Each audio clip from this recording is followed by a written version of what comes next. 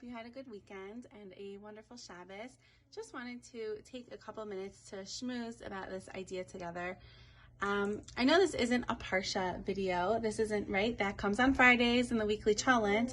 However, every week I really do challenge myself to try to find an idea in the Parsha that I really connect to and relate to dig deeper and to see how is it still relevant year after year. Especially now, we're starting the stories of the Exodus from Egypt in these parshios that we're reading, and we do them also around Passover time, right? So then it's the whole Passover story, and we read it again a different time of the year in the parsha. So how can we find something new from here? So I actually heard this idea, and I thought it's just phenomenal, so interesting, so practical to everyday life. So I just wanted to share it.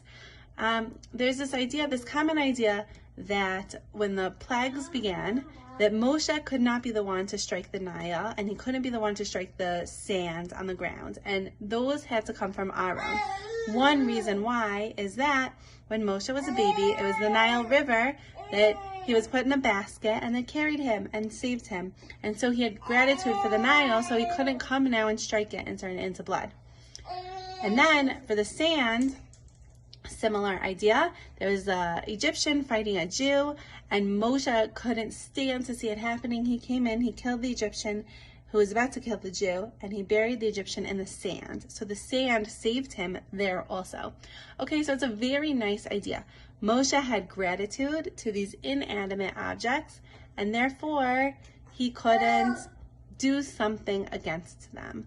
But my question is, really? Why? There's got to be more to it. It's an inanimate object. And yes, it's a very nice idea that, right, when we're sensitive to inanimate objects, so too we build that sensitivities. But I think, that's really, it's a very nice idea, but it's getting somewhere deeper.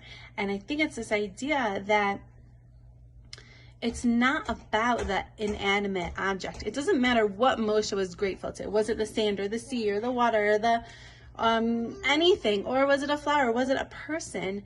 It's not about the object, the other thing. It's about you. It's about me. It's about Moshe. It's about the person. It's about that for Moshe. It was about developing that gratitude within him, that humility within him, that the water, the sand, these inanimate objects saved him in a time of need, and having a sense of gratitude for that's humbling, right? That I was going through a time and I needed something, and this was there for me.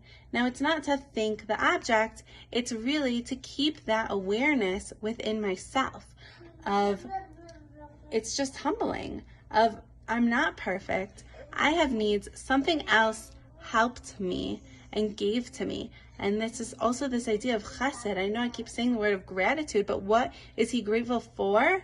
For the chesed, for the giving that the Nile, that the water, the sand did for him.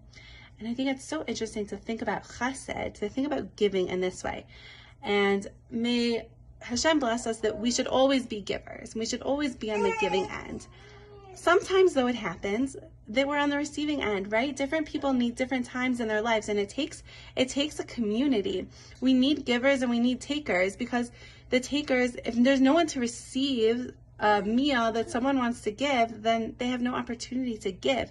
To be a community, to all really grow together, we need both. We need the people to give and we need the people to receive. And they're both really important. But then there's this idea of when we're giving, right? I'll give you a story. So this Shabbos morning, actually, I was walking to shul with my stroller and a couple kids in the stroller, and the sidewalks were not quite up to par, not so stroller friendly. If we were going on a hike, it would not be labeled stroller friendly, because they were definitely not. And yes, I should have gone the back roads and gone around, but I didn't. So I went through the sidewalks, city sidewalks, and not blaming any homeowners. And what happened?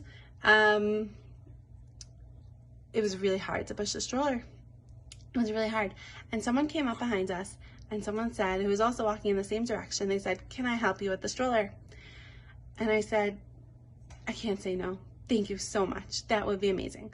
So they were pulling and I was pushing. and we got the stroller there. And then we get to shul, and there's someone standing there holding open the door.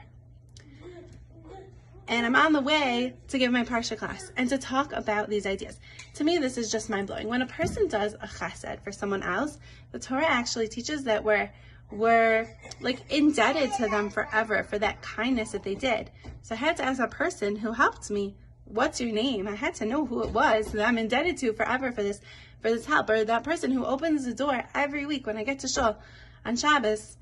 It's a kindness. It's nice. And it takes a really it's very humbling to know that like someone did something for me and now I'm forever indebted to them. But I think there's also something so beautiful to that, because that's community. That's how we come together. We grow from each other. We help each other grow. And it's the giving and the receiving in life. And I'm so grateful to be able to be a part of it. May everyone have a wonderful week. May you find many opportunities to give and to